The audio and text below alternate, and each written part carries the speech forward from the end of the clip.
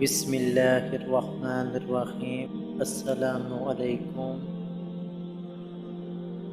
حضرت انس بن مالک رضی اللہ تعالی عنہ سے مروی ہے کہ نبی کریم رؤوف الرحیم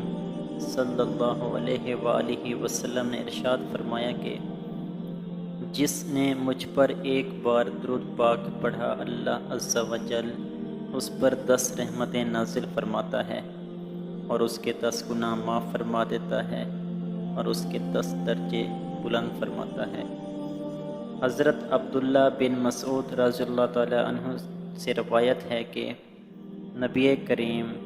رؤوف الرحیم صلی اللہ علیہ وآلہ وسلم نے ارشاد فرمایا کہ قیامت کے دن لوگوں میں سے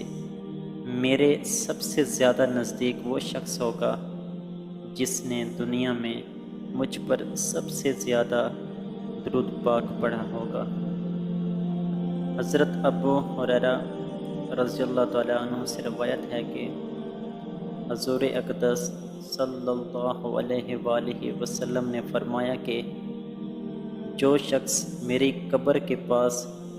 مجھ پر درود پڑھتا ہے میں اس کو سنتا ہوں، اور جو شخص دور سے مجھ پر درود بھیجے وہ میرے پاس پہنچا دیا جاتا ہے۔ حضرت عبداللہ رضی اللہ تعالی عنہ سے روایت ہے کہ نبی کریم صلی اللہ علیہ وآلہ وسلم نے فرمایا کہ بے شک اللہ تعالیٰ کے فرشتے زمین میں پھرا کرتے ہیں اور میری امت کا سلام مجھے پہنچاتے ہیں۔ حضرت سیدہ عائشہ صدیقہ رضی اللہ عنہا سے مروی ہے کہ نبی کریم رؤوف الرحیم صلی اللہ علیہ وآلہ وسلم نے فرمایا جس شخص کو یہ بات پسند ہو کہ جب وہ دربار الہی میں حاضر ہو تو اللہ تعالیٰ پر راضی ہو تو اسے چاہیے کہ مجھ پر درود شریف کی کثرت کرے۔ مشکوت شریف میں روایت ہے کہ جو شخص حضور اقدس صلی اللہ علیہ وآلہ وسلم پر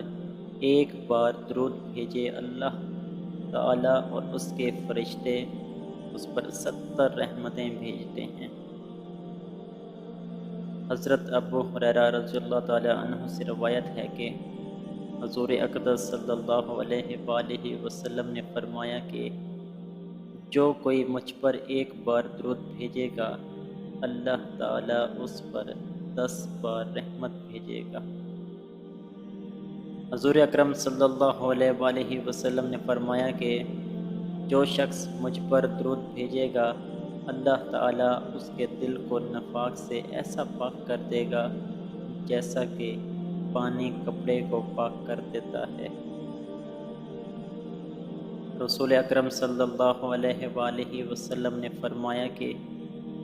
مجھ پر درود بھیجنا قیامت کے روز پل صراط کے اندھیرے میں نور ہوگا، بس مجھ پر کثرت سے درود بھیجو۔ حضرت انس رضی اللہ تعالی عنہ روایت کرتے ہیں کہ رسول اکرم صلی اللہ علیہ وآلہ وسلم نے فرمایا کہ مجھ پر درود شریف بھیجا کرو، تمہارا یہ درود شریف گناہوں کا کفارہ ہوگا۔